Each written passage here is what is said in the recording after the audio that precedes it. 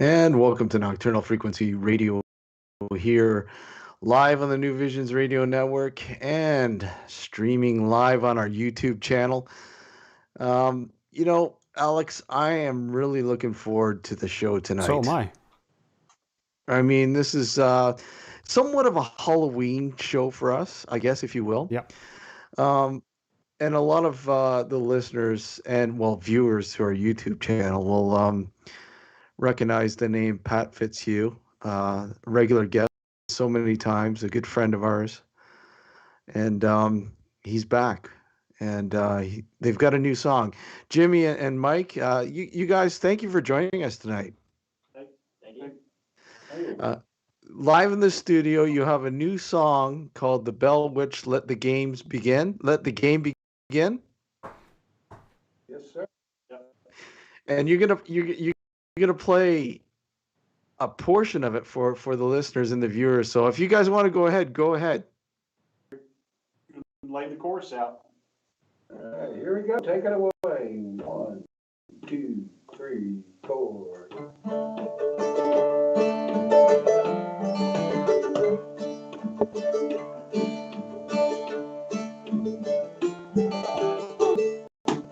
Old John Bell, you better run. Get out while you can.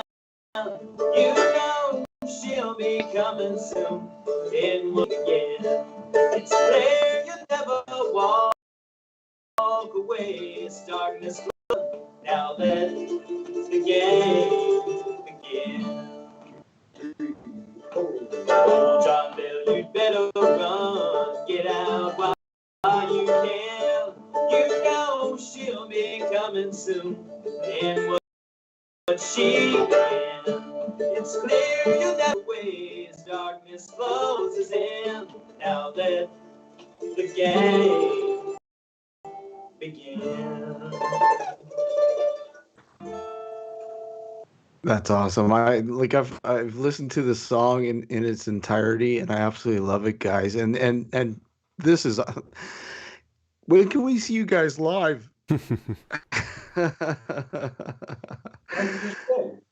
You all only a little bit here. It was a tease. Come on. Oh. Some more stuff. This is our first thing we together. Yeah. So now I know what the Bell Witch means to you, Pat. But I mean, how did this process begin? Like the song and you guys getting together and writing it, and you know. Everybody's heard me so much on the show that I'll just turn this over to Mike and let him have at it. I guess growing up in Tennessee, the Bell Witch is just kind of part of the state. So as a little kid, when I went to elementary school or kindergarten, the older kids were already scaring us with stories of the Bell Witch. It's just really ingrained here. And of course, the story was if you say, I don't believe in the Bell Witch, and 10 times or 10 times in the mirror, turn the light on and off. If you look in the mirror, you'll see her or she'll scratch you, which was horrifying to when you're 5, 6, 7. I guess it's horrifying to a lot of people when you're 30, 40, or 50. But just you grow up with that. So it's been around my entire life.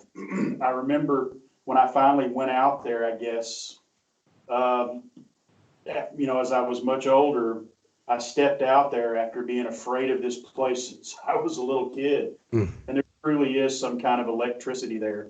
I don't know if it was from the years of the stories, but I just felt electric stepping on the property.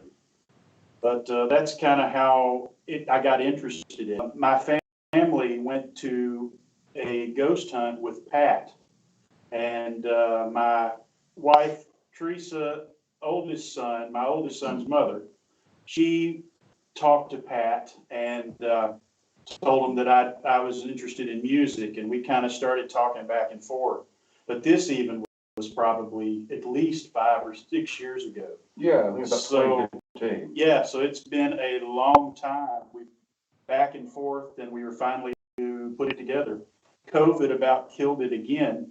We started working on it seriously, and then COVID come along. We couldn't get the studio So it's kind of been a long, arduous test to get it as far as we have to just get it out right here before Halloween. But that's kind of the backstory of it. And basically the song tells the story or the legend of the Bell Witch, right? Yes, sir. With a specialist on John Bell and his final days after all of his trials and tribulations over the past 4 years, and essentially where he has basically little time left and maybe one chance to run, try to get away from it or stop it all in some way. And that's why the song urges, John Bell, you better run. Yeah, and people can see, well, listen to the what have it on YouTube and a few other areas. Yeah, it's on YouTube, Bandcamp, Spotify, iTunes, basically everywhere they sell music has it now. Now, what are you hoping? Just get more people interested in the legend, or inform more people about the legend with the song. What are you hoping for this with this song and this project? I think we've all, Mike, Jimmy, and myself, we all have our own reasons, which we can talk about. Yeah. I think above all, we are in a way paying homage or tribute to John Bell and all the struggles that he went through. Um, and I definitely am all about trying to promote the legend, educate people about things, celebrate the legend in the proper context. With this song, it's a first for me in that I've been doing music a lot longer than I've been interested in the Bell Witch. But I never really thought about putting together a song about the Bell Witch. So this is, for me, with regards to the Bell Witch, is an actual song. How about you two, Jimmy and Mike? Well, I've been a writer around for a long, long time. So, and I love story songs and I love folk tales and kind of grew up on folk tales. So it was just kind of natural for this story that had been around all these years and I'd known my whole life.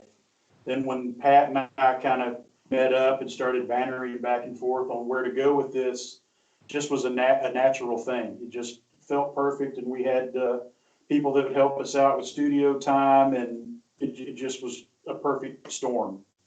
And I thought, I've always been a fan of the Bill Witch growing up as a kid.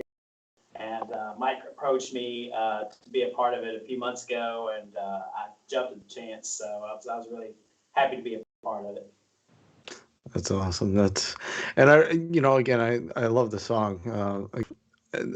Listening to the full thing there on YouTube, it's really, really, really intriguing. Really, really good song, and you definitely now, Pat, is that you?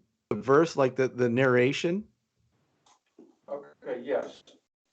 As some people already know, I cannot sing, not even in the shower.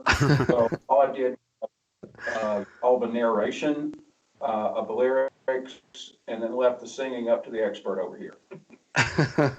So where can people find your song on YouTube? Just so for those listeners who don't know. Okay, the song is available through YouTube's own music channel called YouTube Music, YouTube Artist. I also have it on my own Pat Fitzhugh YouTube channel and my Pat Fitzhugh Music YouTube channel. Okay. Are you okay now? Can you find it, Alex? Yeah, I can find it. Just wanted to make sure all our listeners were able to get it if they were interested. Yeah, no, I know. Yeah, so okay, so now is the only song? Are you guys talking about putting more together, or have you put more together, or what's the process? Is there more to this? I think we're still resting right now.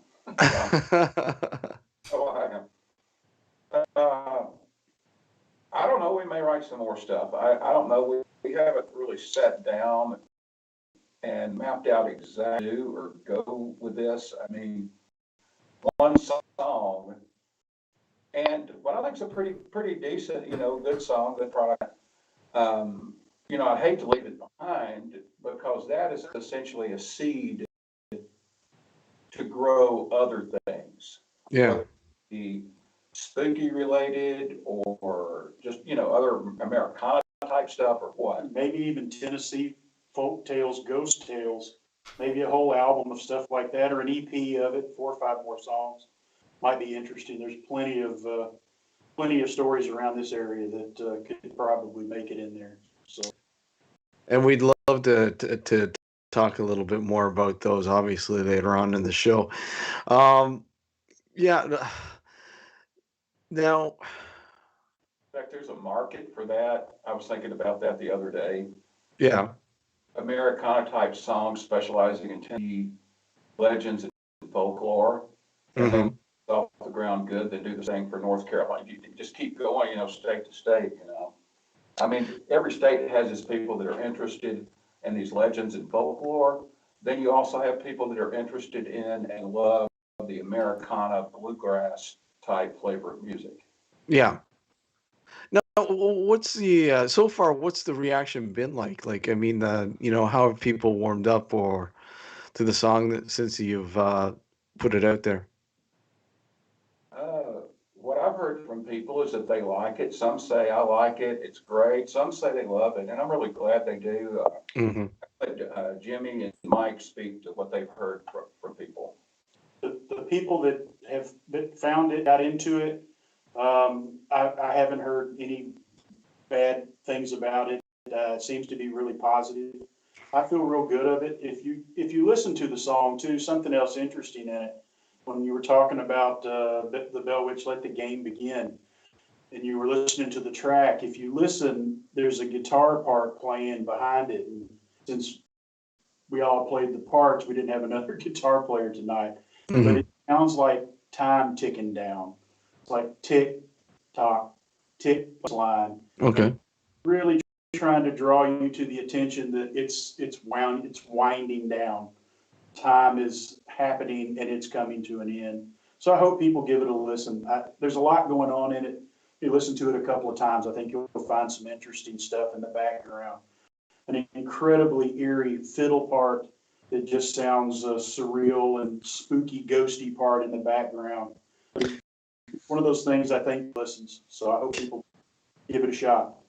It's very grassroots, and that's what I love about it. It's very grassroots and very historic, if you will. What influence wise? What do you guys bring to the table when it comes to influence? When putting this stuff together, when a song like this together. Um, okay, I'll start. Um, I am primarily with influences in rock and blues. I play all different styles of music, even though I prefer strictly blues. Hmm. I've heard Americana and bluegrass songs, throughout my life and listened to them and liked them okay. But I don't know that if any bluegrass or Americana player I could ever consider an influence, unless you're talking like maybe Roy Clark or somebody like that. But I've always liked to hear the music, and when I'm sitting around the house practicing or just noodling around with the guitar, a lot of times I'll play little licks and things that would fall into that genre. So coming into this song, I already had the intro lick.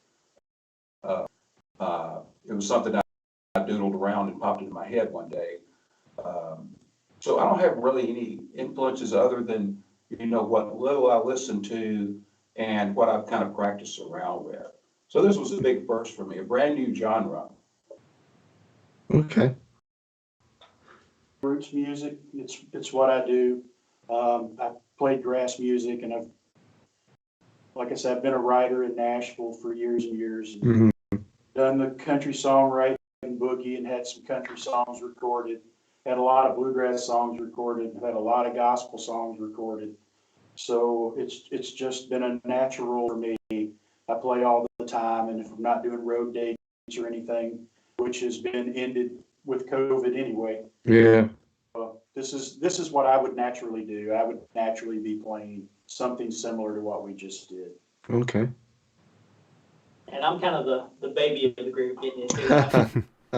I've done a little bit of everything growing up. I've had a lot of influences from country to rock, but I've not recorded as much as these guys.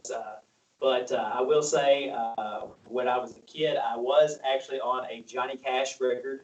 Yeah. Oh, cool. And our entire class, we sang Jesus Loves the Little Children as an intro to one of his songs that he did. Oh, that's awesome. That's cool. Yeah.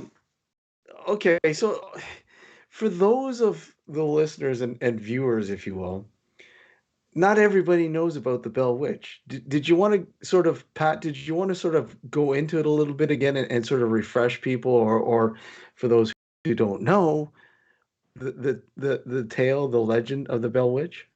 Yeah, I'll take a stab at it. The Bell Witch legend dates back to the early 1800s, when in the winter of 1804 and 1805, John Bell moved his family from North Carolina to Middle Tennessee, settling near the present-day town of Adams. Things went well for that family for a good while, but then in 1817, strange things started happening. Mr. Bell saw an unidentifiable animal. He tried to shoot at it, and it just vanished.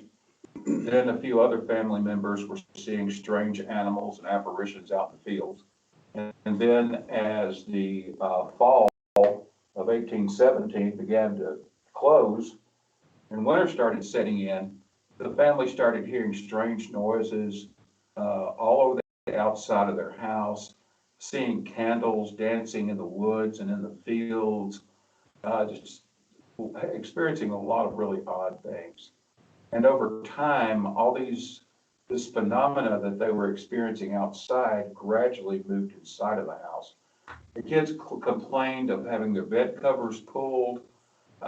They would hear what they described as rats gnawing at bed covers. They would hear what sounded, or what they said sounded like bricks being dropped or stones being dropped on the roof of the old log house.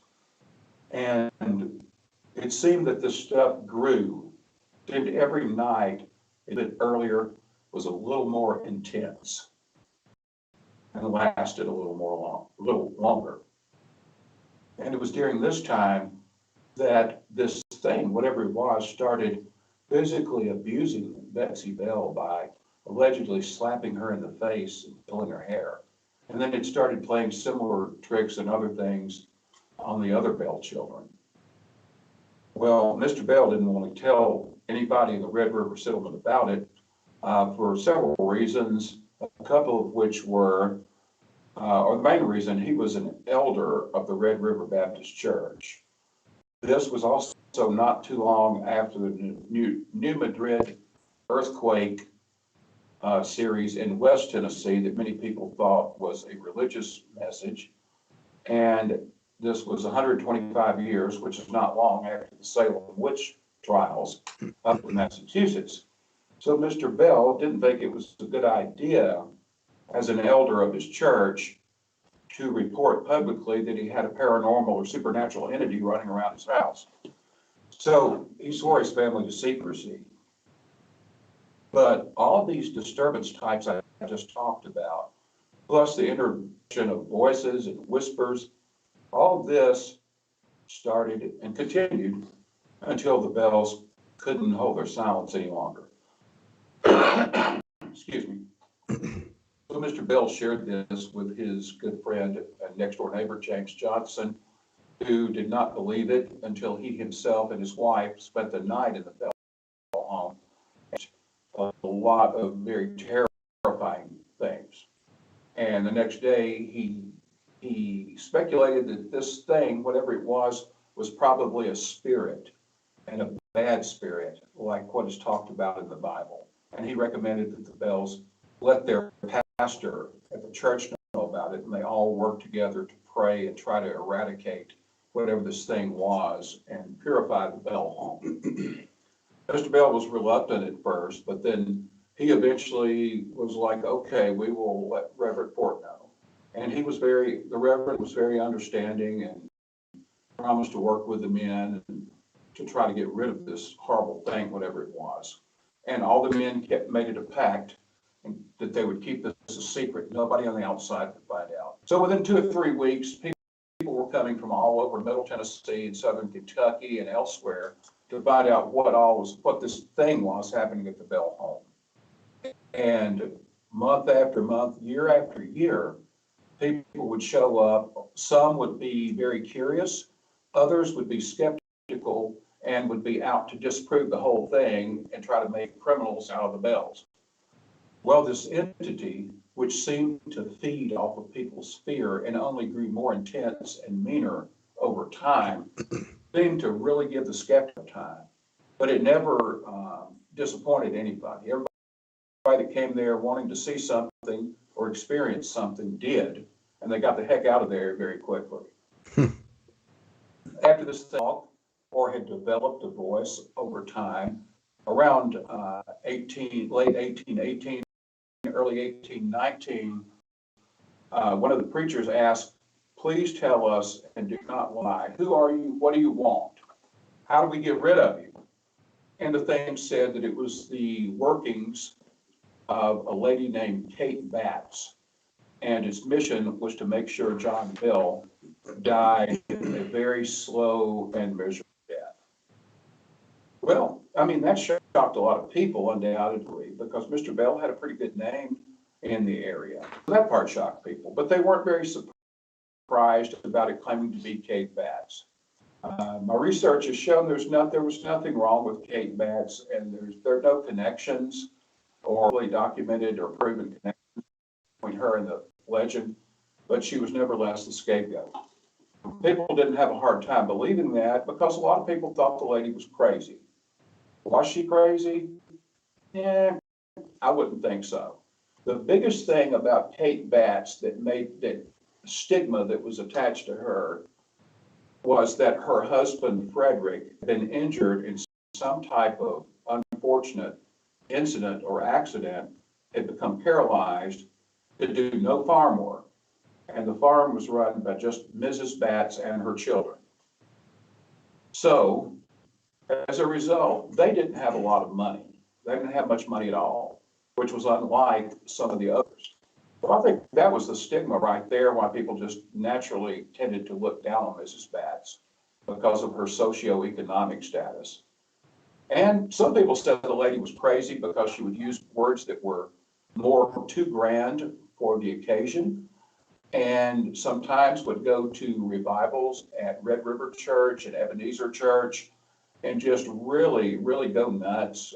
One time she jumped on top of this guy, supposedly Edwards, and scared the daylights out of him and scared him into repenting, and then was supposedly else about the consternation of the law and mispronounced it as the constipation of the law, and on and on. So people were like, yeah, that makes sense if it's Kate Batts behind all this. She very much denied it, and it angered her very much that people accused her of it. But the entity would answer to the name Kate, and still today people call the thing Old Kate. Well, after this revelation, John Bell began to get sick gradually with some symptoms that seemed like they were central nervous system. And all the while, the entity was still carrying on the same antics as it had for the last few years and still getting worse.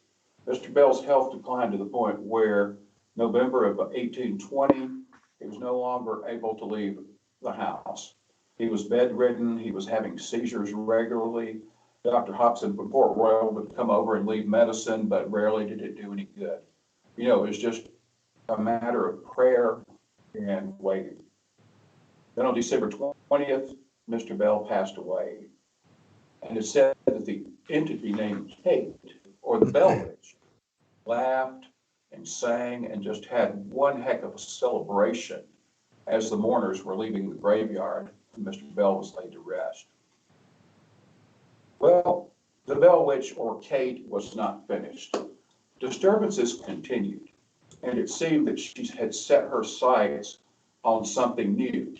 And that was the engagement between the daughter, Beth, and a local boy by the name of Joshua Gardner. They were really sweet on each other. The friends and neighbors, they loved it. They were like, oh, this is just such a great relationship. Oh, bless them, all that good stuff, you know. And it seemed that old Kate, the entity, had a big issue with that and would tell Betsy over and over, screaming to her ear, don't marry Joshua Gardner. Don't marry Joshua. You'll never be happy.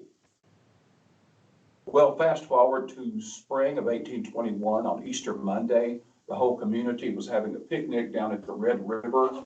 And that included Joshua and Betsy, who had packed their picnic lunch and were fishing down there by Sulphur Creek, Sturgeon Creek, where it empties into the Red River.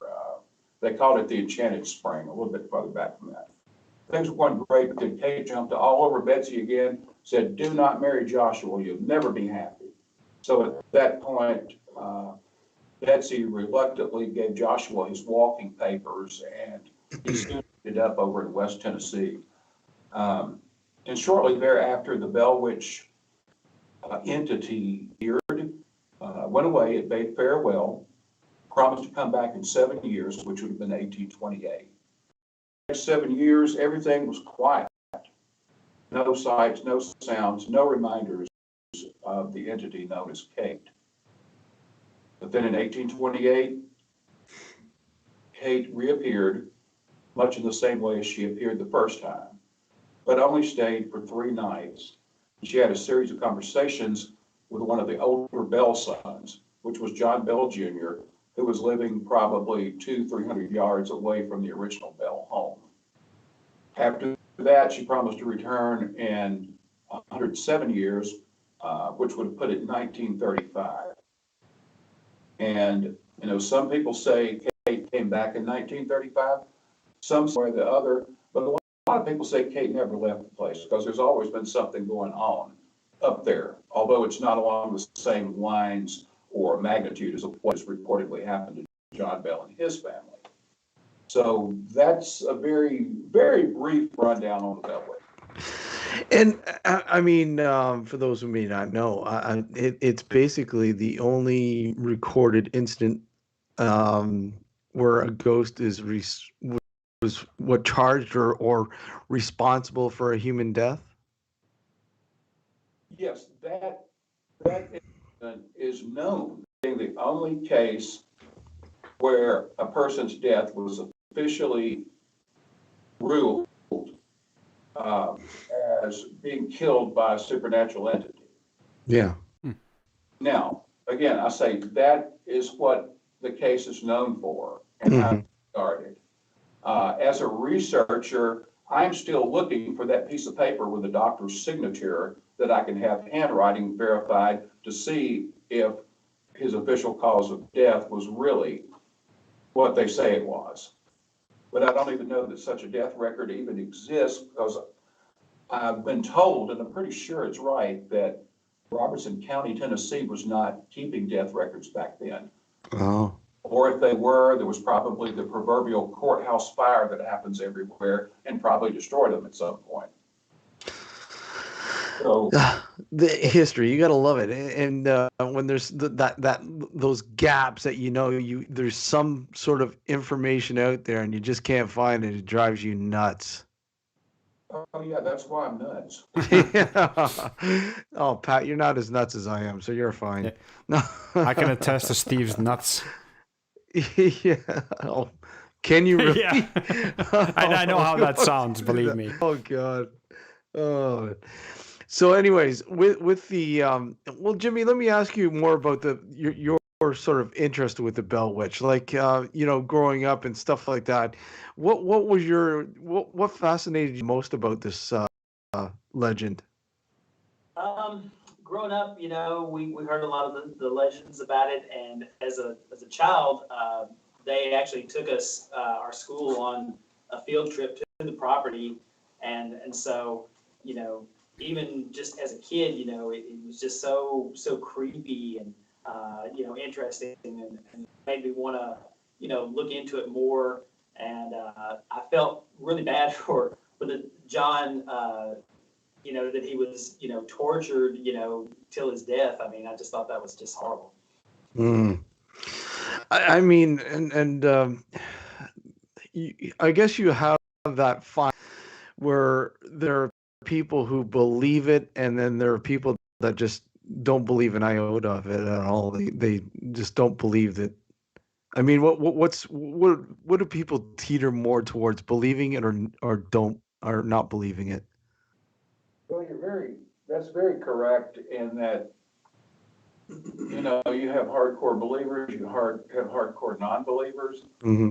Most of the people that I come into contact with are of the idea that they would like to believe it, but, you know, they need to be shown something, you know, something persuasive.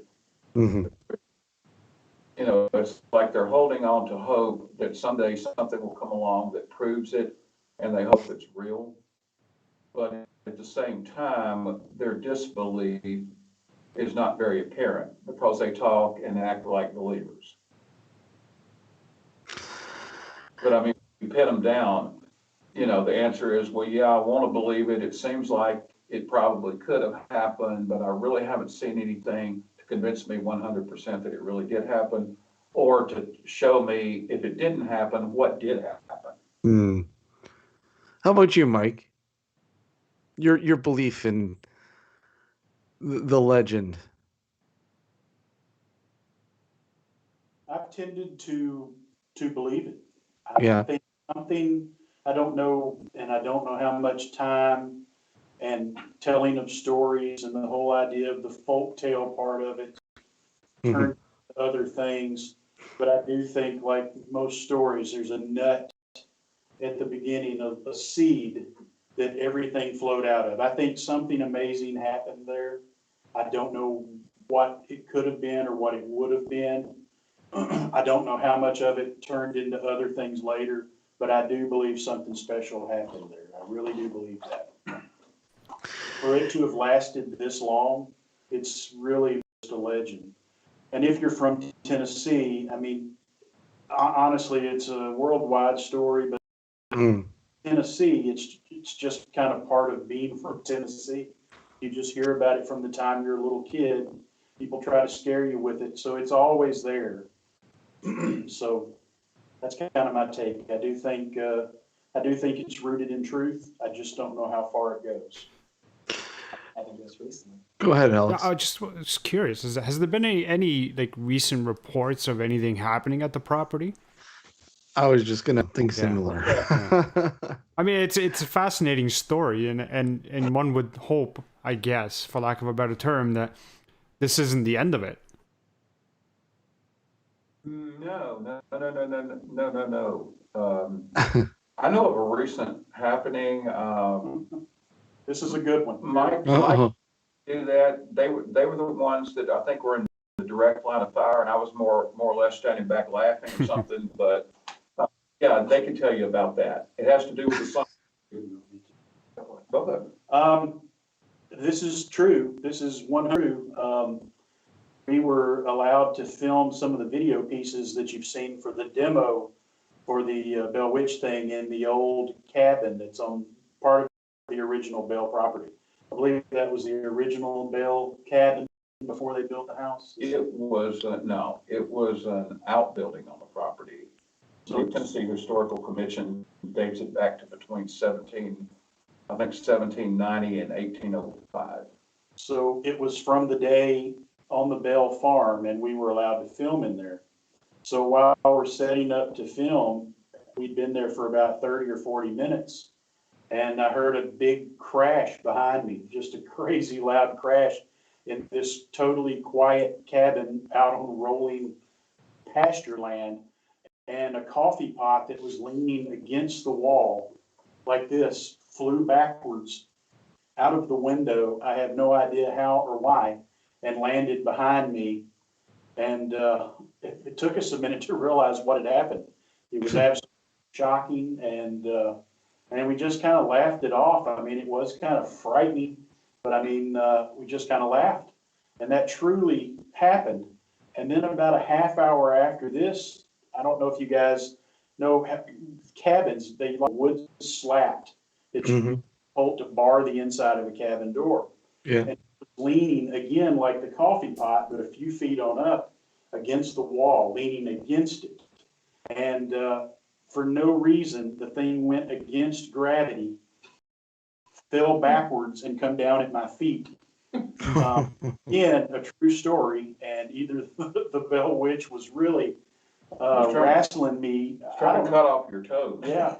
So things happened right there at me, and I swear it's true. And we're witnesses, and one of them we actually picked up on the film because cameras were running at the time. One of the times that happened.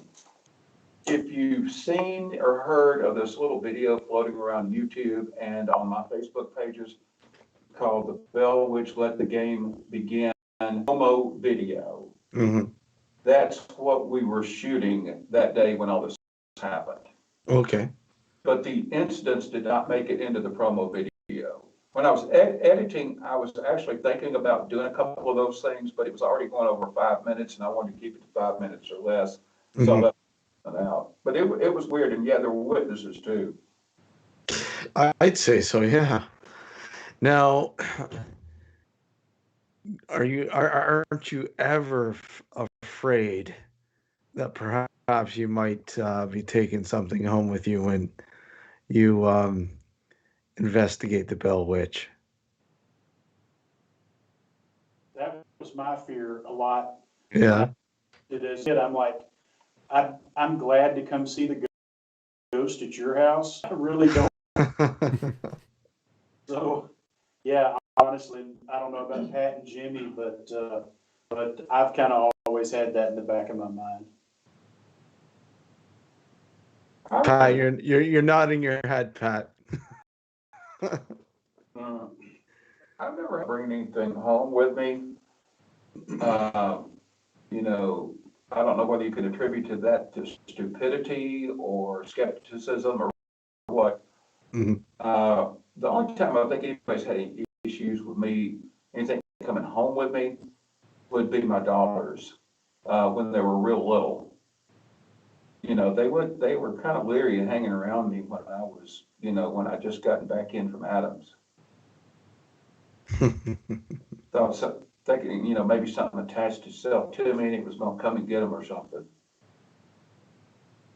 But there have been people who have visited the area Mhm. and returned home and said weird things started happening.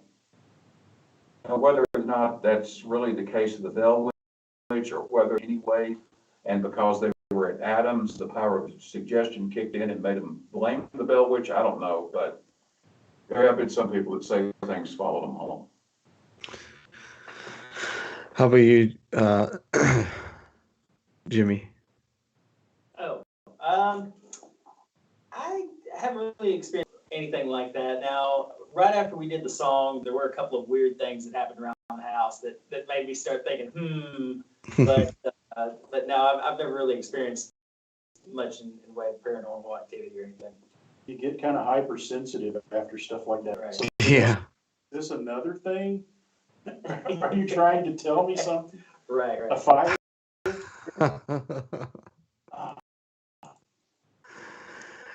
Either one of you gone out with, well, I think you mentioned it, Jimmy, your wife going out with Pat on paranormal investigation.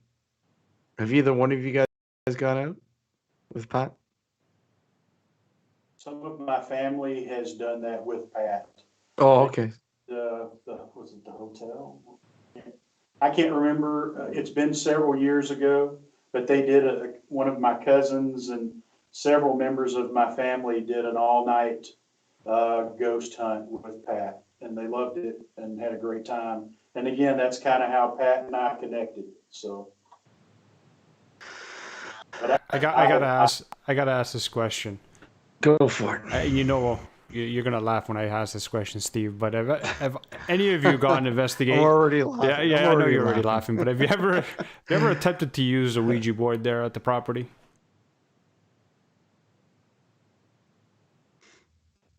I have not, and I don't know of anybody attempting to. I do know that about years ago, 18 or 20 years ago, somebody came there and did a lot of experimenting with, oh, what do you call it? Man, being old is such a bad thing. I think it's called direct writing or something like that, Automatic writing? where you take Automatic writing, yeah. automatic writing. Yeah, about 8 ago, I had an event there, actually rented the whole place out there, Bellwitch Park and property area up there in Adams. Had some special guests, one of which was an old friend of mine from MTV who had a show called Fear at the time. And she was one of the guests there. She did a lot of automatic writing there. But as far as a Ouija board, I'm sure a lot of people have probably tried that, but I don't have any personal knowledge of it. What has been some of the most unusual findings, if you will, Pat, that you've come across investigating or researching the Bell Witch? Findings that are unusual. As far as research is concerned, several things like, when I learned about John Bell's being kicked out of church for reasons other than the Bell Witch, yet it happened during that same time period. I thought that was pretty weird.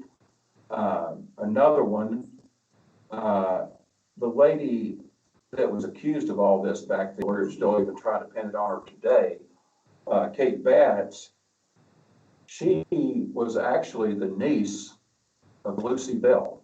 Oh, wow. Yeah, I believe it was, Kate Batts, I think, was the daughter of John Williams Jr., who in turn was Lucy Williams. That was the maiden name of Lucy Bell. So I thought that was very weird, very ironic.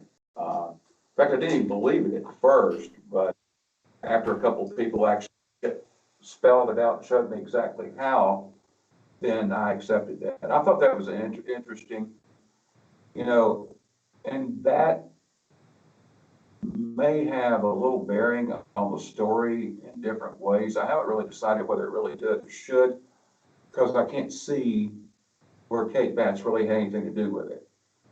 But it makes me wonder whether or not there may be some kind of rift or something going on, family related, that may have led to Kate Batts as being blamed for it in the first place. And a lot of other things, a whole lot of other things. I don't know, we just talk about them, different things, interviews, book signing, lecture events, or, on Facebook Lives and stuff. There's just a whole lot of things I found that I've considered really strange, and some of which I thought were very significant. Now, well, your interest in the Bell Witch, what, like, okay, other than it being a popular sort of legend in Tennessee areas, but what made you, or what drove you to write about it and really think this seriously about the research in that, Pat? I'm sorry, excuse me. Mhm. I first heard about it as a child.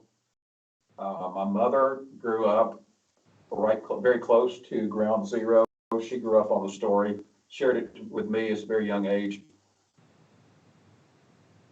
At the point where I became more focused on the research and less the entertainment value legend, I was still very young.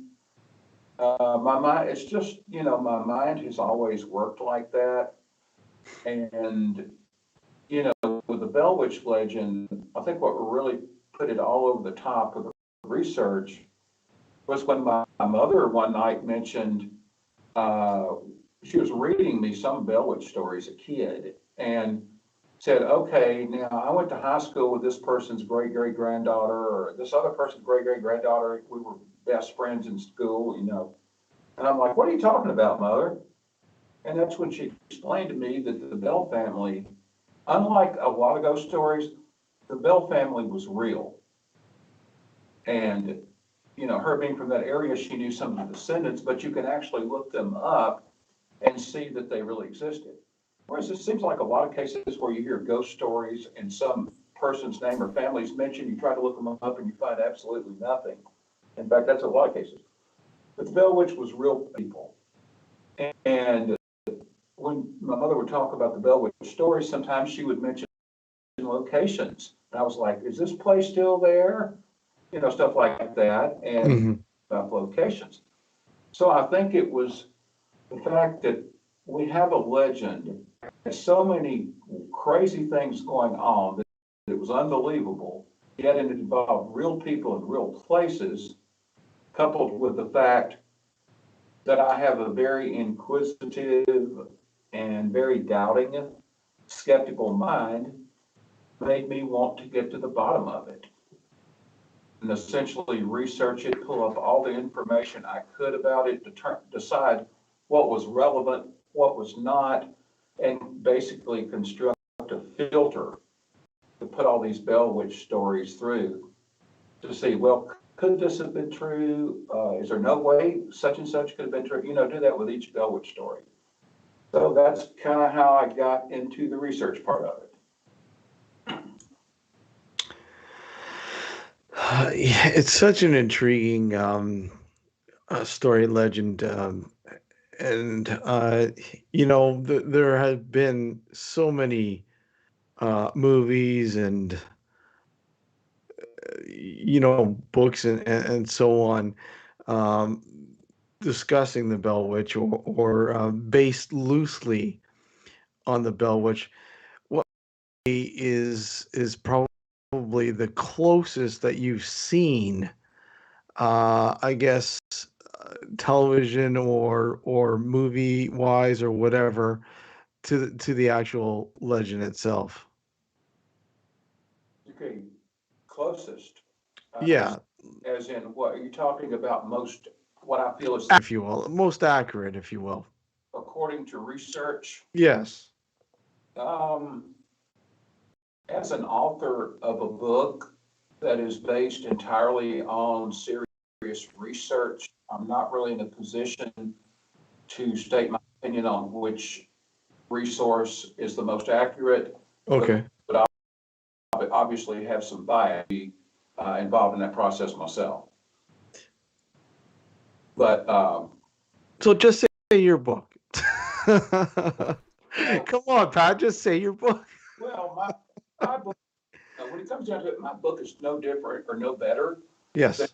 anyone else's, but it does have the footnotes, research notes, and is based on some actual research, more so than people just sharing stories and theories. It's based on actual research. That doesn't. And you know what? I'll say I always point people towards your books on the Bell Witch when they're looking for, you know, to me seems the most reliable. Oh, thank you. I do appreciate that very much. You know, if I had the last 2 days writing over 500 checks, I would write you a check for saying that. You still owe me a couple from the last time, you know. But reliable, I haven't heard that term before, but you know, if something happens, and I'm not talking necessarily paranormal, I'm talking anything happening had to do with the Bell family or that area. It happened in history. It was recorded on some official record somewhere. Well, things don't typically unhappen. Hmm. And when, you know, some happening mentioned in the book, it could be a number of different happenings, but some happening in there is traced back to documents somewhere. Hmm. Legal documents are not always correct, but they are Yeah. presumed correct and presumed to be official sources. Yeah.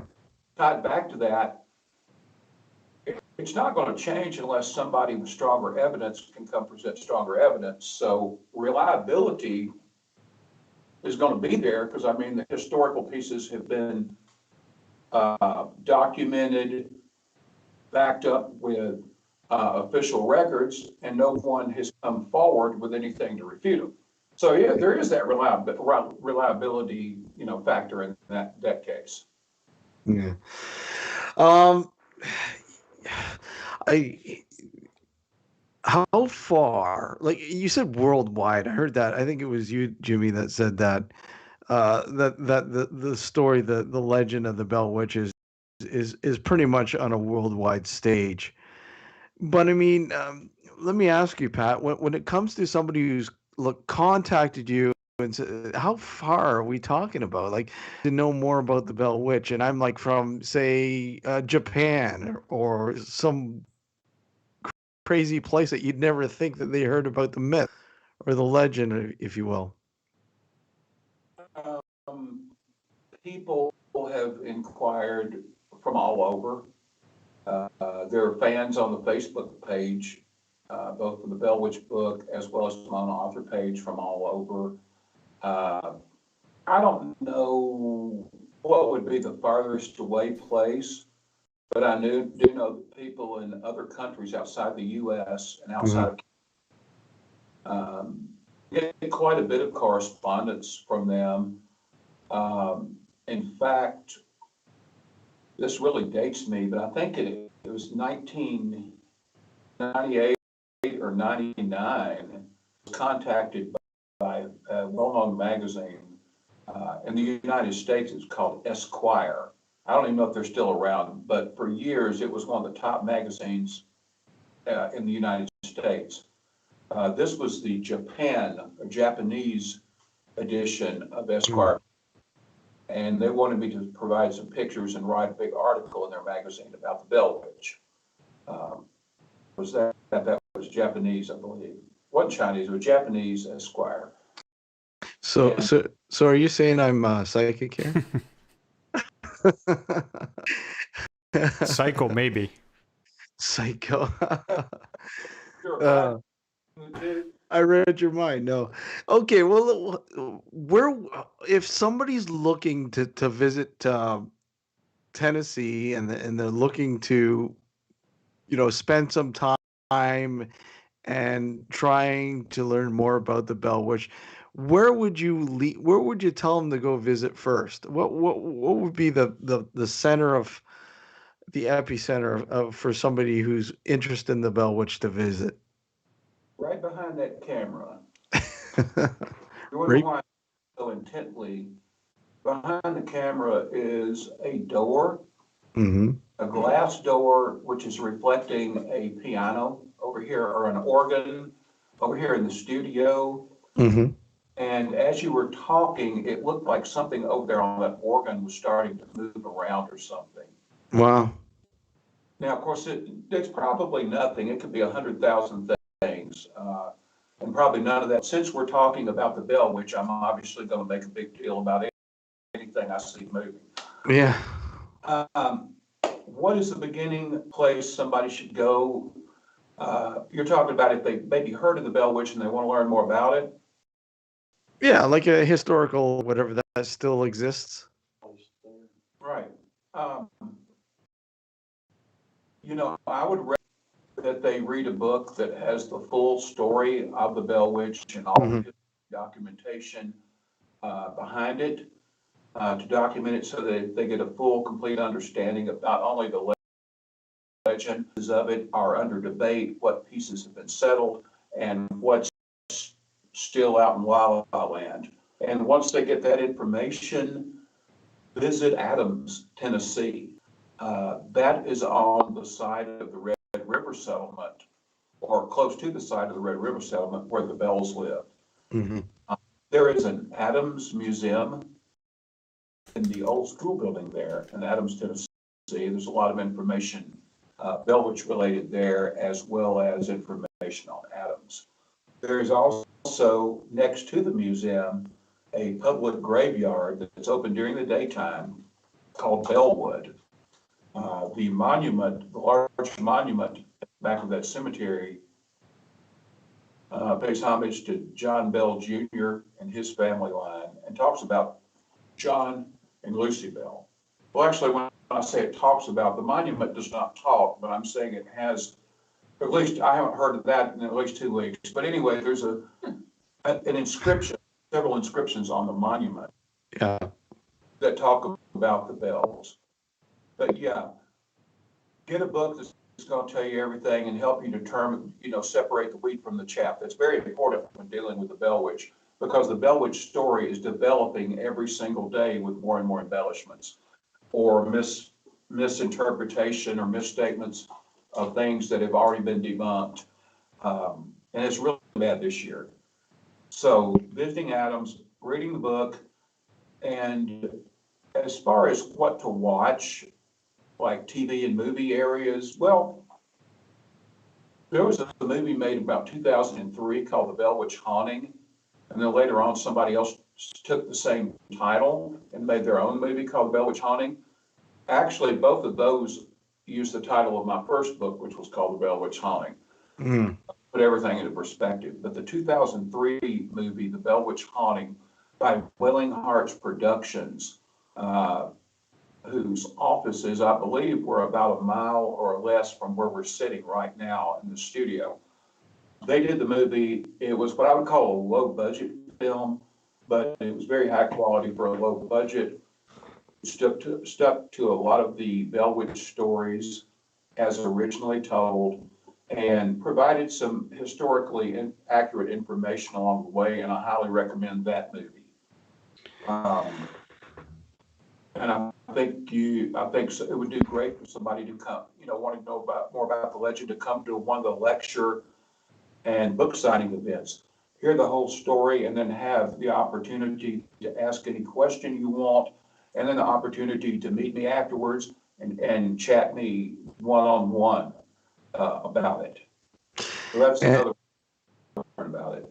And Pat, I owe you a check now. Well, it's on Nocturnal Frequency. Yeah. So too. We're gonna take a short break here. Yeah, and we have a question I'll ask after the break. Yeah. We'll get to that after the break. And we'll open the lines in the second half too. So I mean, if you have a question or comment or something that you ask the guys, you can call us at 716 406-4472 is the number to call. If you'd like to follow us on Twitter at Dark Discussions, Facebook is Nocturnal Frequency Radio in the search box, and again, Instagram is Nocturnal Frequency Radio. Guys, did you want to play a little course to go to the break here? Well, my motto is always sure, why not? So let me go grab a guitar or big fiddle or whatever you want to call it over here. And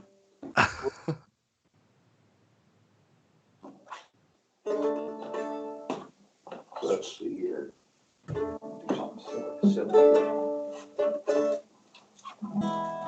Okay, Steve and Alex, are you there? Yeah. Yeah, we're here. We're listening. Now, what country again is it that you're in?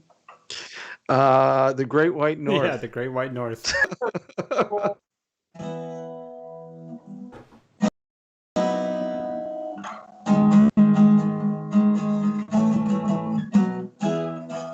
Playing a little Rush.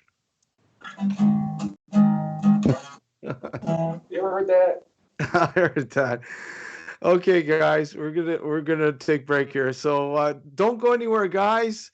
To Nocturnal and watching Nocturnal Frequency Radio here live on the New Visions Radio Network and our YouTube channel.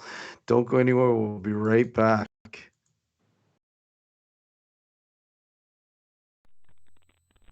You are listening to Nocturnal Frequency Radio, hosted by Steve Jenny and his satanic assistant, Alex Montini.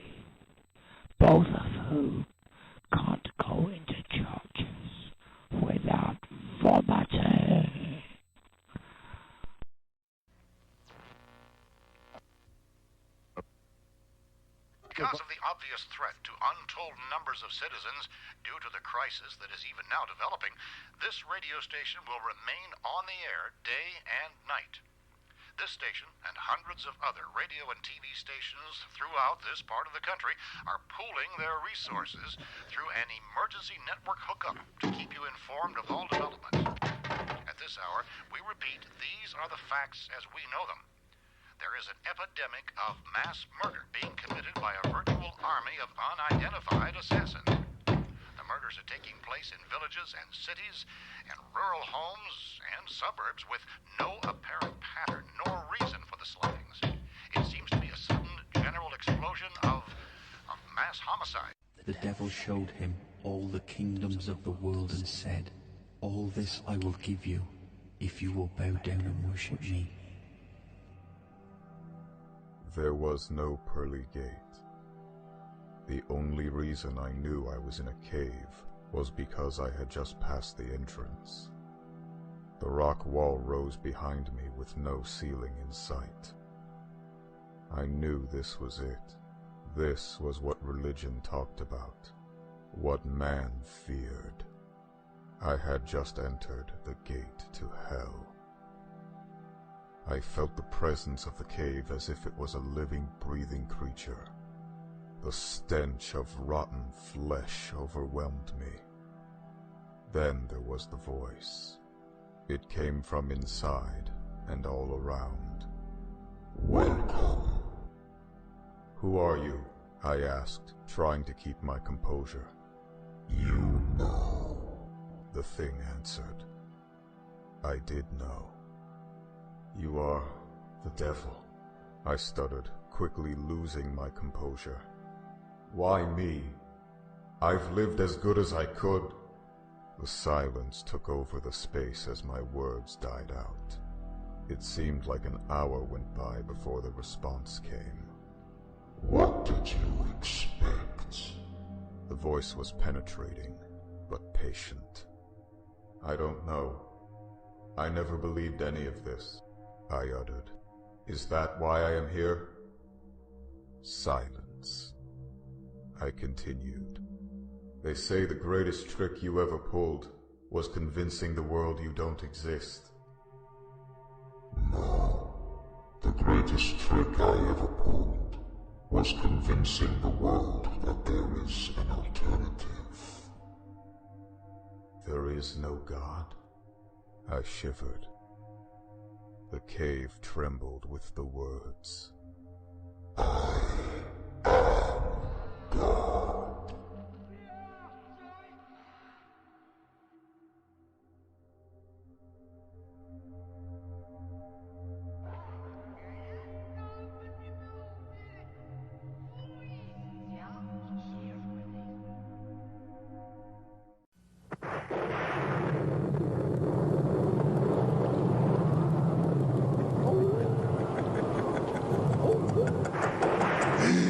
Another lovely day begins for ghosts and ghouls with greenish skin.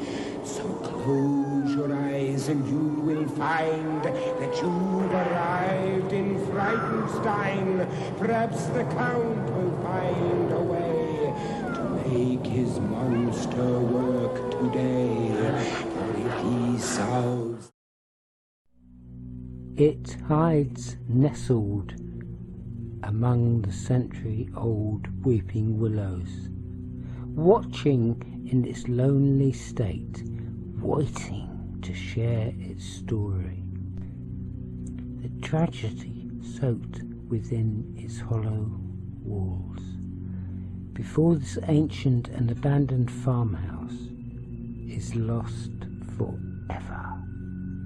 Listen carefully as you walk down that old dark road to find what secrets it harbors.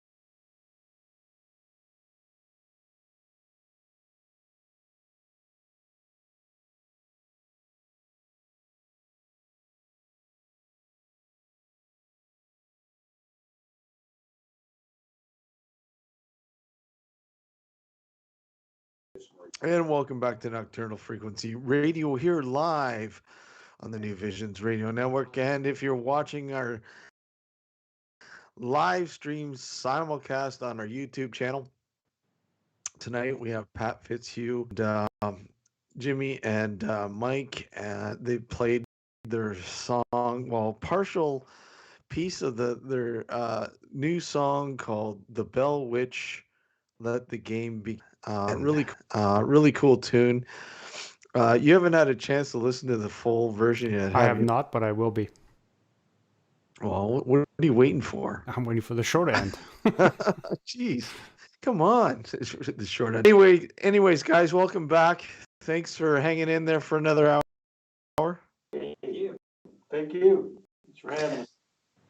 And I just want to get out again, if somebody would like to call in with a question or comment to ask the guys there, the number is 716-40472 is the number to call.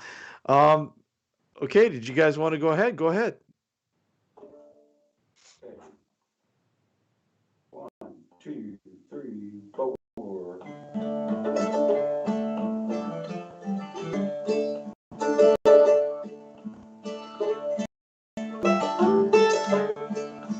Old John Bell, you'd better run, get out while you can. You know she'll be coming soon in what she can.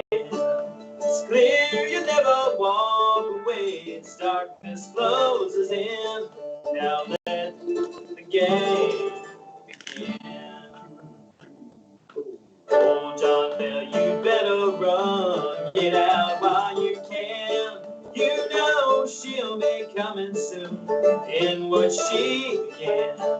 It's clear you never walk away. As darkness closes in. Now let the game begin. Awesome. Thanks, guys. Thanks again. We have a question. We do, right? yeah. From Justin, longtime listener and friend of the show.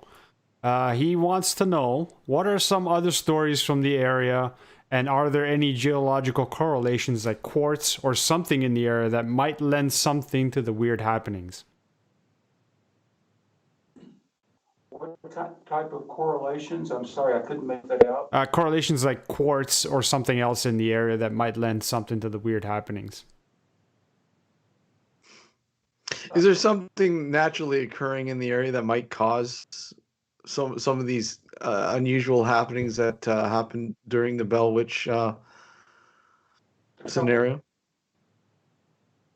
A couple of things. One, there is a massive network of caves in the area and a whole lot of springs. There are some paranormal theories that state that caves and springs can sometimes act as vortexes or gateways to another dimension. The other thing that's kind of a common thread in the area is an abundance of Native American Indian graves.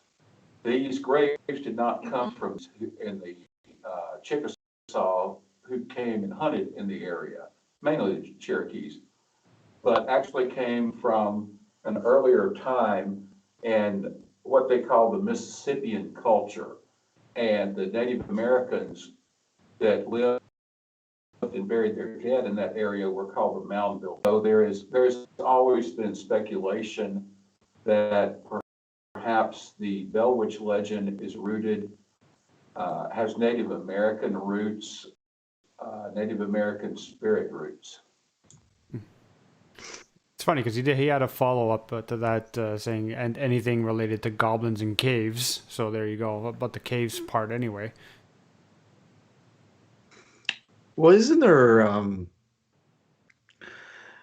not sure if it's Tennessee, but more Kentucky, where there have been some sort of goblin sightings or something to do with goblins, I believe, in I'm pretty sure it's Kentucky. So I don't know if that's what Justin's referring to. Maybe Justin can clarify in the chat. Yeah. So, anyways, guys, let's get into some other, local lore that you guys might be interested in and know some stories about. Um, Jimmy, how about you? I relegate to these guys. They're more the good stories. Oh, sorry, I didn't mean to pick on you, Jimmy. Okay, Mike, how about you? I have a few. I'll tell you one or two quick ones. Sure. My family from the mountains and came out of East Tennessee a long time ago. Came out of a place called Hancock, Hawkins County, Tennessee, which is near Sneedville, which is the poorest mountain town in Tennessee. They move into Cumberland County, Kentucky, which is part of the Cumberland area and the foothills of Appalachia. And my grandma, just went to see her last week, and she'll be 99 years old this year. And her mother lived to be 100.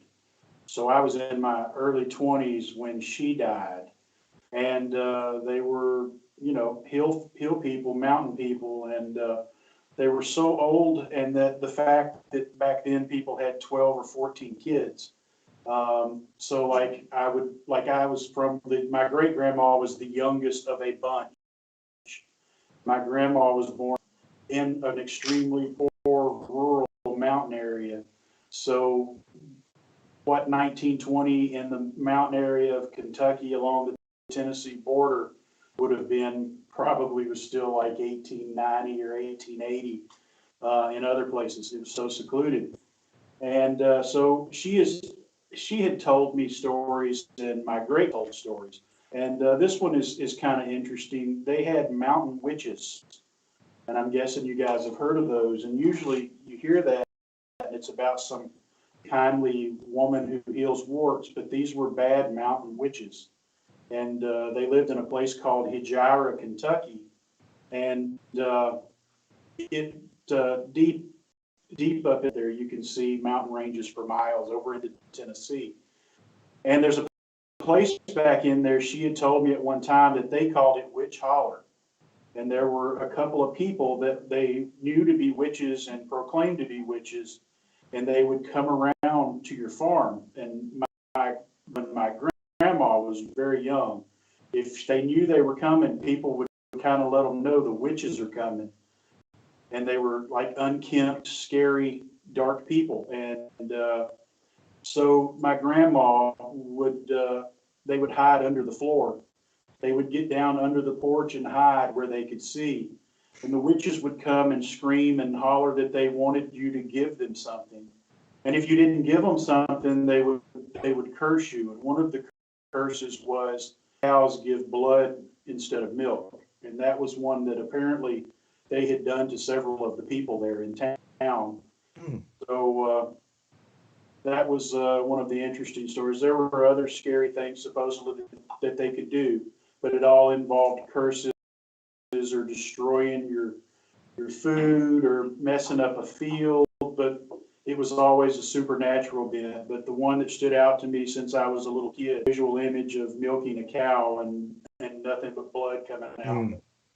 So they were my great grandmother, I guess, as their mother was extremely afraid, and they would hide under the floor.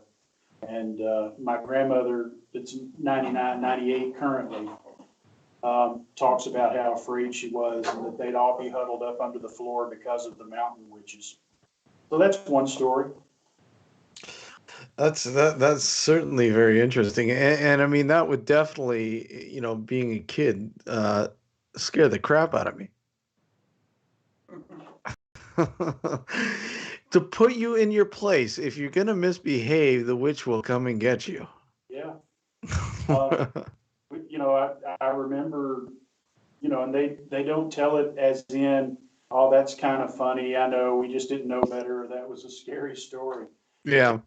Tell it that they really believed it. So And again, the thing that's I guess the conveyance of it, right? The way these stories are told, when they're passed down, a lot of the times, not so much anymore as much as it was before, but the emotion and the way they're told, they sounded so real, as if it was, look at, I this is I believe this. I live this. I experienced this. While I was up there recently, I got her to tell the story and I filmed it. I think I shared it with Pat. Hmm. And she had told the story better before she realized I wanted to record it. Once she knew I was recording it, it was nowhere near as good. Yeah. Great video. She's really good, and she talks extremely, as you would expect an old mountain woman to talk. It's that pronunciation, that kind of accent that you would hear in somebody overacting in a movie with the South, except she's not overacting. It's just how she talks, real high pitched. But one of the interesting things was I was asking you the name, because I know everybody in that town. They're all related. They've lived there in that small area for all those years. Hmm. I asked her if she knew their names, and she wouldn't tell me. She was afraid to speak their names. And she's 99. This has been that many years. And she's Wow. nowhere near there now, but she still would not speak their names. So why is it that, these small places in the middle of nowhere, if you will, that have these stories, and yet they're still rich, they still haunt those areas? Why is that? They're slower. I think people are still together. I still have family Yeah. that all of them get together like every Sunday, if no other day. They Hmm. all get together and sit on the porch, and there may be 40 different cousins from different families, and they Yeah. together all the time. So Yeah. the tradition, most of them are not technological, or any tech that's come in has come in recently. So the old Southern folk tale, the old telling stories about what your grandma or your grandpa did, has been handed down. And when you get in those towns like that, there's a lot of willing listeners. Mm. And, I've always just asked lots of questions. I'm sure I drive them crazy, but I'm the storyteller, the guy who writes stuff down in my family. And so they've shared a whole lot of stuff with me that would be lost. And that's Go ahead, I'm sorry. sorry. No, go ahead. Sorry, I didn't mean to cut you off. Listening, if you have grandparents, elders, especially if you have ties to small towns, and even if you don't, everybody has a story Mm. about the stuff, and either record it or write it down, because it's just going to be gone. And that's what I was going to say. I mean, this is something that's like it's losing. It's almost lost. It's. I mean, but we're now, I think, at a point where, are we going to really pass it along? I mean, we do, but not in the same manner now with technology and everything. Write a book. Yeah. Exactly, right. Writing a book's a good way of conveying it, but I mean, not everybody writes a book, right? But, I just encourage people to do that, and pictures and anything that they can get while they can get it, because a lot of that stuff sadly just ends up thrown away. And if you're interested in ghost stories, ask if your great grandma is living, or your grandma, ask them, were there any haunted place in your town? Because every town has a haunted place. You've never thought to ask them, but there's probably a great story. And I've found that my grandma willingly will tell you pretty much anything you want to know. And just another quick story that she told, just because she told a few of these recent, it's not so much, well, I guess this one is kind of a ghost story.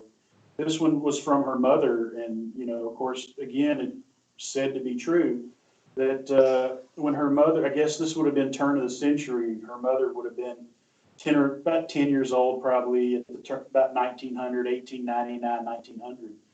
But they were taking a man off that had died mysteriously, and they had built him a wooden coffin, and they had him on the back of a buckboard, and two men were taking him off to where they were going to bury him. And those kind of started acting up, and they started hearing scratching. And this sounds like just some kind of crazy story, but they started hearing banging on the coffin and scratching, fingernails scratching on the coffin while they were driving. And it scared them to death. And they stopped, and actually in the middle of nowhere up in the mountains, they broke the casket apart, got inside, and just to make sure that that he was dead.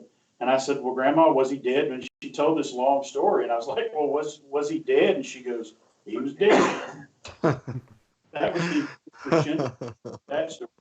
But it's just full of little tales like that. And her mother knew that to be true, that whatever caused it, and knocking in a coffin. And the guys on mules had to get out and go back there and bust it open to make sure they weren't burying a man that was still alive. Still alive, yeah. And I mean, think of the mechanisms they used to build just in case that was, a scenario, right? I mean, if somebody was buried alive, you'd have that long chain with the bell on the end of it, just in case, right? I mean, what are some other mechanisms they used to build similar? And isn't it true that if they happened to ring the bell, it was called a dead ringer? The dead ringer, yeah, exactly. The dead ringer. Somebody tried to say that one time, and it spread like wildfire, and people thought, if it's not, it could be. Right. And the person who was in charge of watching and listening to the graveyards at night to see if anybody was ringing the bell, that's what they call the graveyard shift. Yeah, the graveyard shift. Now, Pat, besides the Bell Witch, when you were growing up, how about you? Is there a tale or a legend that you remember that you'd like to share? Oh, I know several of them I've always liked and been fascinated with these spooky tales, even called tales. I would say more legends. Legend has a little more credibility than a tale. Excuse me. Thinking about, what we were talking about, like Appalachian, like Tennessee, Kentucky, Appalachian, Southern Appalachian folklore. A few stories come in mind. I'll tell you one near a town called Philippi, or maybe it was Philippi, depending on how you pronounce it, in West Tennessee, or excuse me, in West Virginia. Man, I don't have enough coffee here. West Virginia, Philippi, West Virginia, at about 1880, a gentleman named George Hamrick. He was a farmer.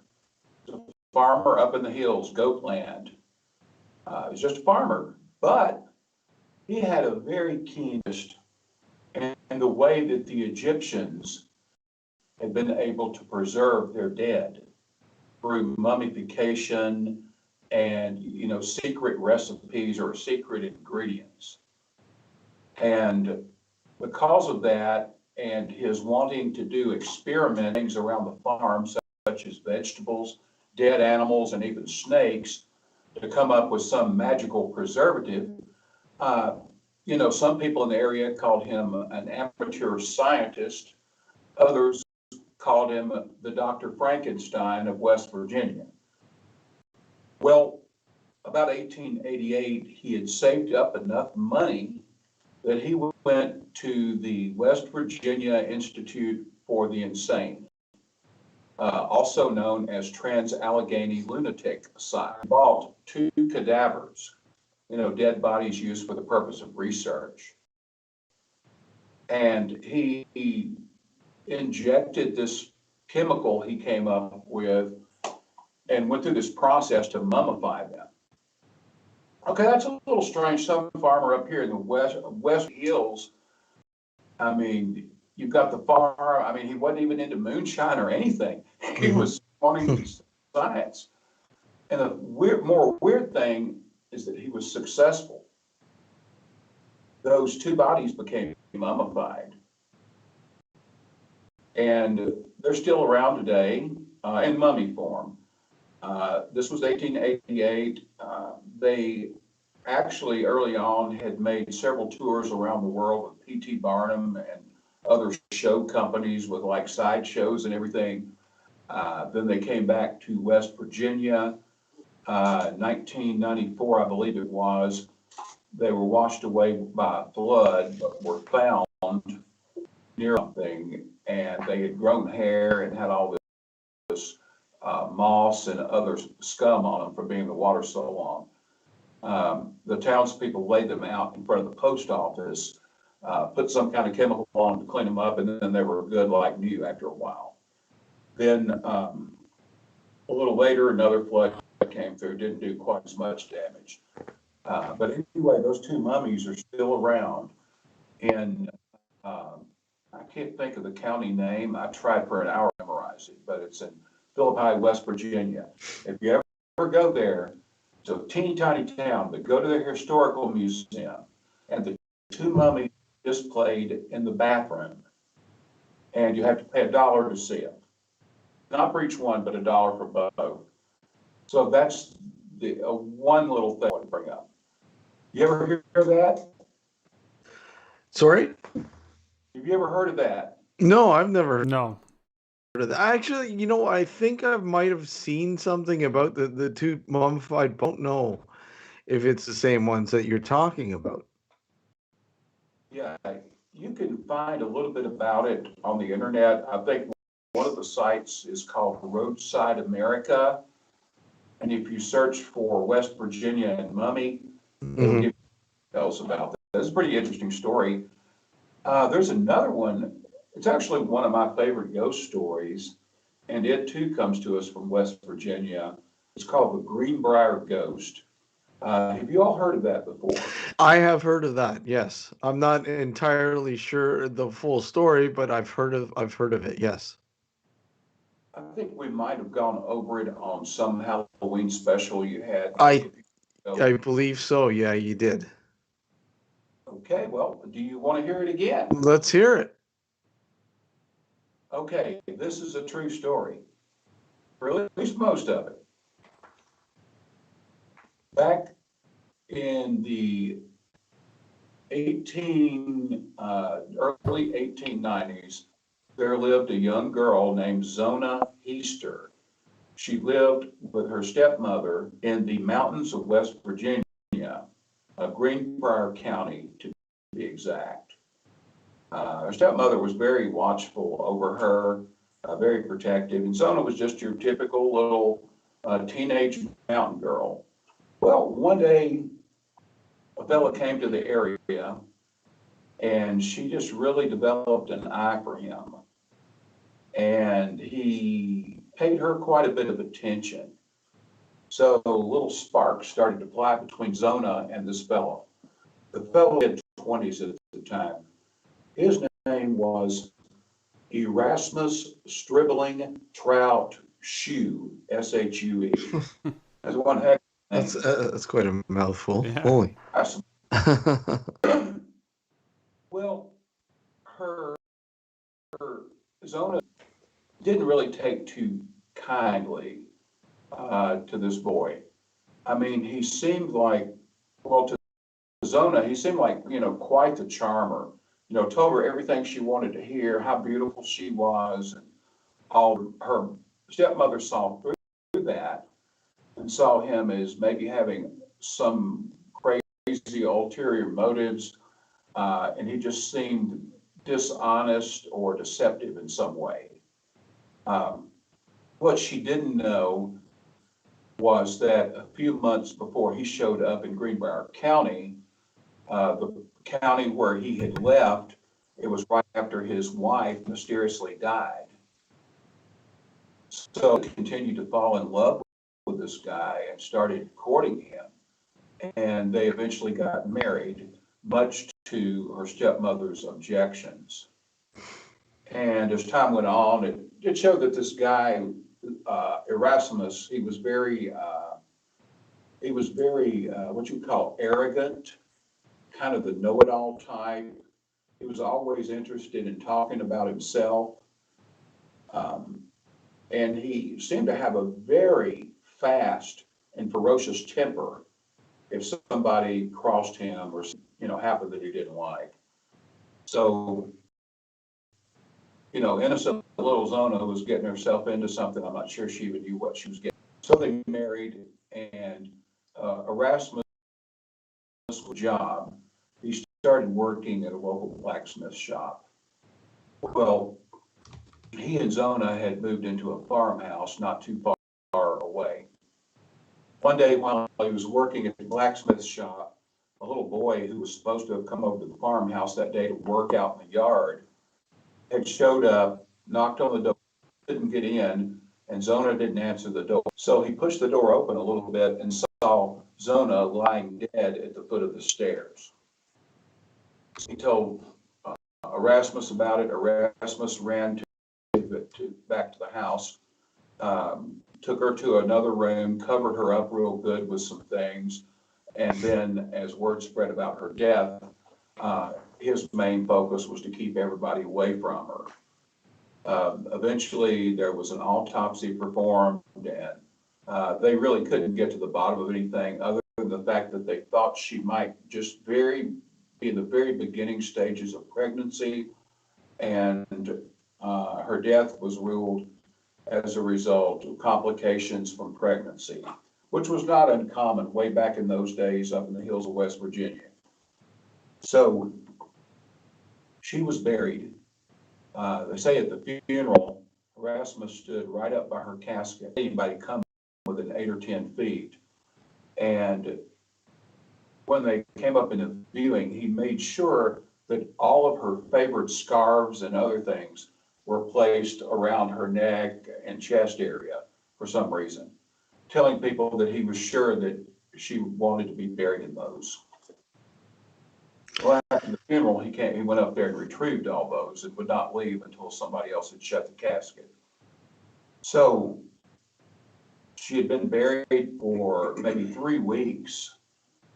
And the whole time, her mother-in-law, very concerned because she knew something had to be up, just, with a bad vibe she was catching from Erasmus Stripling Trout Shoe. Then it is said that one night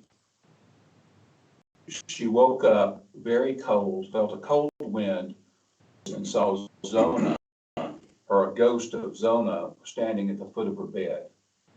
And this ghost explained to her exactly how Erasmus Shue had killed her, that it was a case of murder. Okay, well, this shocked the lady to death. I mean, there's no guarantee she even believed in ghosts, and then all of a sudden she's seeing her stepdaughter at the foot of the bed. But then she got to thinking, okay, the ghost said that he strangled her and cracked her neck upstairs and then threw her down the stairs. But wait, all through the viewing at her funeral, he covered her neck really good with scarves and basically challenged anybody who would come close to look at her. So, that was kind of weird.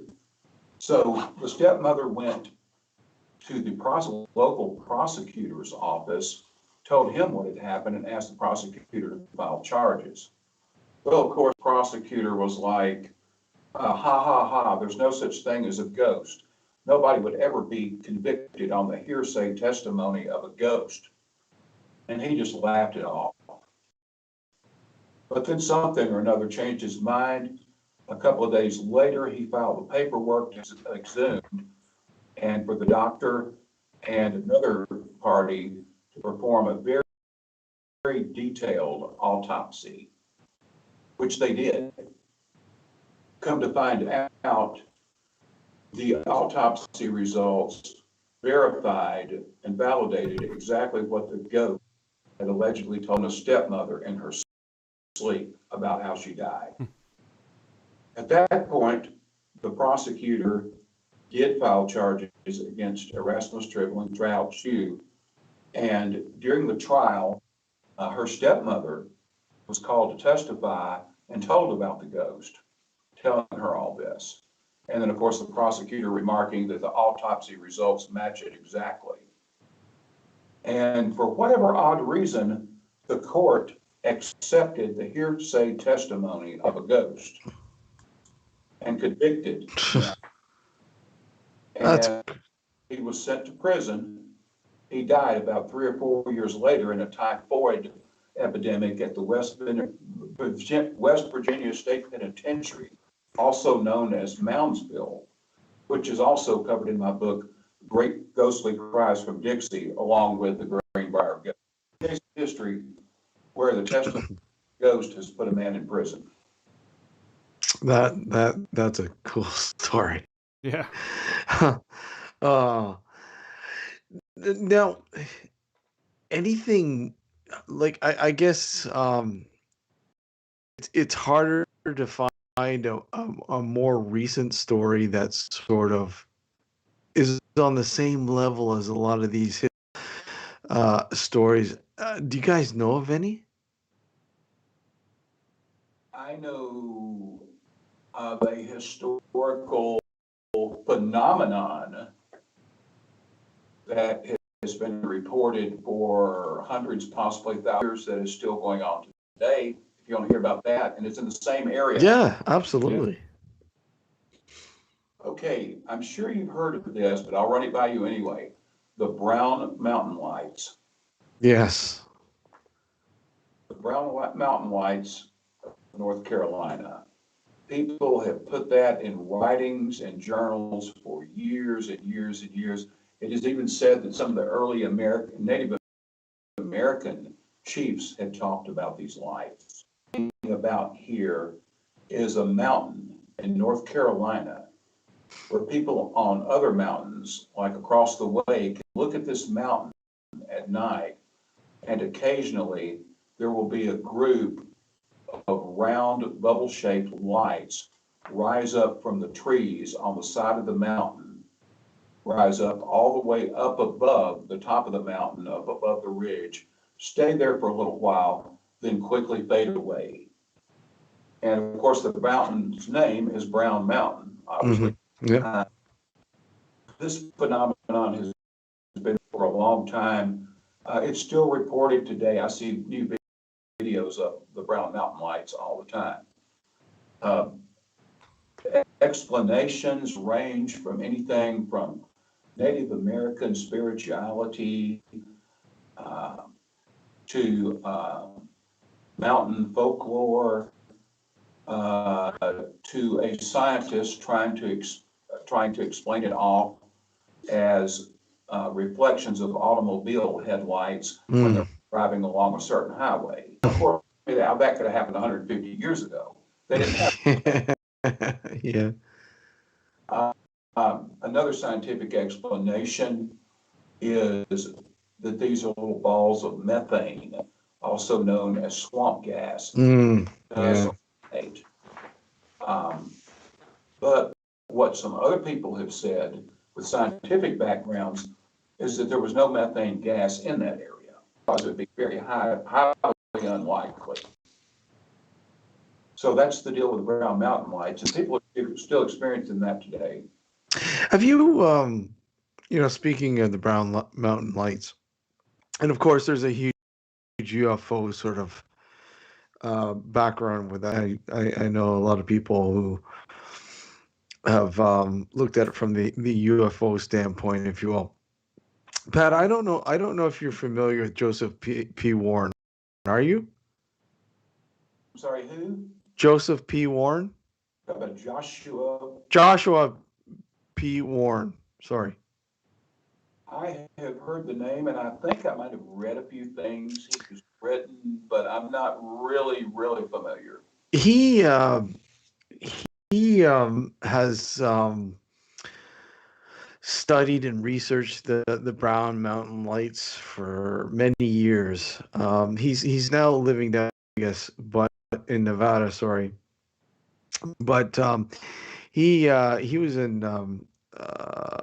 very local to the Brown Mountains there, and for many years had come up with different explanations, but one of the biggest things was UFO related. So I mean that's a totally different monster, if you will, when it comes to spiritual and ghostly, if anything.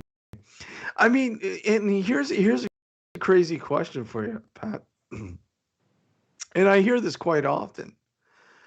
Now, what are your thoughts about the possibility of ghosts and their relationship to possibly alien?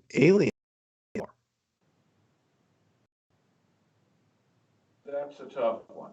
Yeah. Yeah, and I like tough questions. I guess I'll preface it by saying that I have always considered the UFO field and the ghost and spirit field as two entirely separate things. Yeah. Uh, but that's only because I have not studied or looked for any correlation between the two. I would say that both are considered deviations from the norm. Things that everybody just, that don't see all the time. They're both deviations from the norm. Um, I know that for quite a few ghost and haunting stories, including the Bell Witch, Yeah. um, extraterrestrial visitations or presences have been listed among the theories to try to explain the stories. With the Yes. wow. Okay. Um, as far as what the exact UFO theory is, I don't know a whole lot in detail, Mm. but it has to do with the little rise of ground out in the field where the original Bell home stood, and the Yeah. people beside where the Bell graveyard is. And the theory was that for some reason the aliens from outer space are attracted to that hill for some reason. They land their spacecraft there. And one gentleman who lived nearby once gave a story of sitting out on his front porch and watched a UFO land in the Old Bell Cemetery. Wow. But of course, if you know me, then you know I asked to see video footage of it. And Of course. Of course. Um, in Brown Mountain, yeah, that's UFO. There's a ghost and spirit story there. yeah. One of the explanations, there was this young Native American warrior. He had just married a lady and they just had a kid. And he was killed in a battle with the white settlers, but he was never found. And the widow and some of the other women would go up on the mountain with their lanterns at night trying to find him. And they tried it for years and years.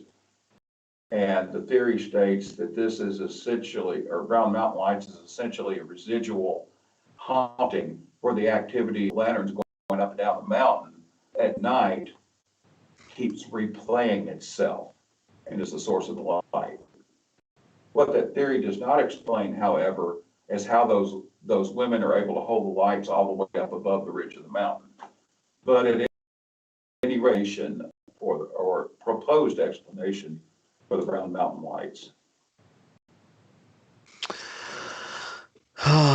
That's really cool. And you know what? We're just about out of time here, guys.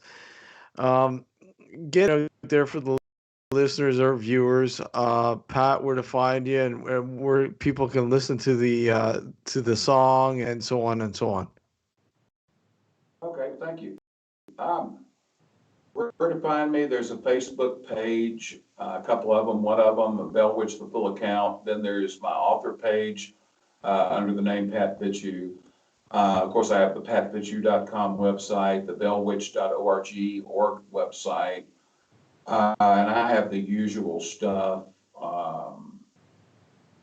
YouTube, Instagram, Twitter, and about half dozen other things that you have to have if you write books and do the stuff I do. We got those accounts too. My books can be bought in most all bookstores online and some brick and mortar bookstores, at least the ones that are left. There's the Bell Witch and Ghostly Cries from Dixie. Those are the only two that I've kept in publication right now because they're favorites every year. Music wise, The song is called The Bell Witch Inn.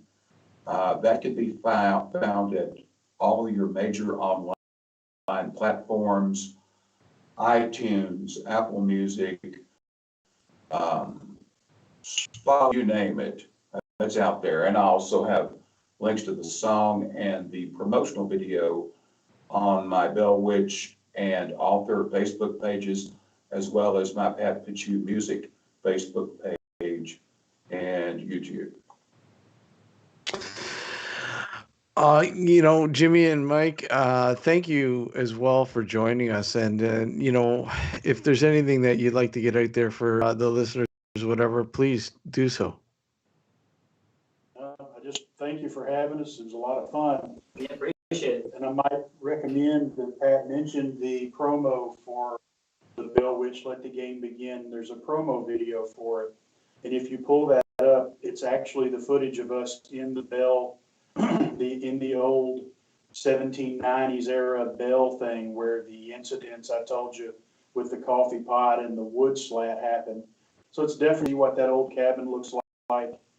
Check it out, and we do play the song live, a chunk of it on there too. So I'd recommend it. Guys, thank you so much for joining us. Really, really appreciate it. And I love the song and look forward to hopefully maybe more. Definitely. Great. Thank you for having us. We've had a wonderful time, and we really appreciate it. Take care, guys. And Pat, I'm sure we'll be. Okay, sounds great. Thanks. Take care, guys. All right, take care.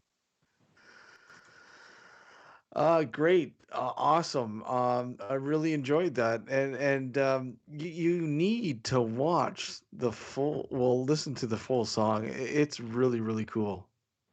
Yeah, definitely. Now I gotta adjust the video feed again. What do you mean? Skype does that every time you when you let go of somebody, it readjusts the video feed. The joys of really? streaming in YouTube. You gotta love it, eh? Yeah. You gotta love it. Yep. So, wow. What was it? Last night, yesterday. Yeah. We shot. Well, it's Friday. Sorry, Friday night. We shot Nocturnal Night Shots 3, the first round of shooting. We got some really cool footage. Yeah, I saw the screenshots you sent me. Wait till you see the drone footage, man. It's really cool. Yeah, I'm looking forward to seeing that. Yeah. Guys, you're going to be in for a treat, I think, with this next episode. It's gonna take a while, but when it's done, it's gonna look pretty cool, I think. And we have another shoot.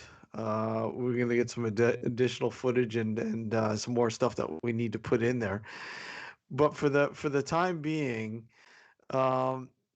yeah, look out for Nocturnal Night Shots episode 3. Finally, after God knows how many. It's been a long right? time. So I don't know. Anyways, I want to thank Pat, Jimmy, and Mike for coming on tonight and sharing their live performance with their new song. Even though they didn't even play the full song, it was great to hear it live in the studio. And the stories that they told us, Yeah. and so on and so on. If you guys don't know anything about the Bell Witch, check out Pat Fitzhugh out. Google search him. I mean, he's everywhere. The Bell Witch. If anything, Pat knows. I think he's got to be the most reliable source out there on the Bell Witch. So if you're intrigued, want to know more, track down Pat Fitzhugh, and we'll throw links out in our Facebook group, so on and so on, to find him and his work, his books. His books I know are available on Amazon as well, aren't they? I think so. Yeah. So yeah. So yeah. Great show tonight. We're back next Sunday night with Ghostly Talks. Yeah, Scott L. That'll be interesting. it should be. And, Yeah. and just before Halloween. Just before Halloween. So, anyways, until next Sunday night, I want to thank you all for tuning in and watching the live stream and or listening to us on New Visions Radio. You have been listening in case you don't know to Nocturnal Frequency Radio. Take care, everyone. Have a good evening. I mean, we must add. We have well, we were supposed to broadcast last Sunday night, but we couldn't. Yeah. That show has been rescheduled till November 1st. Correct, right? yes. So November 1st. More coming soon. Yes. Take care, everyone. Have a good weekend. Or sorry, have a good week. The weekend's Yes. over. Unfortunately, the weekend's over. Yeah. Have a Take good care, night. everyone. Have a good night.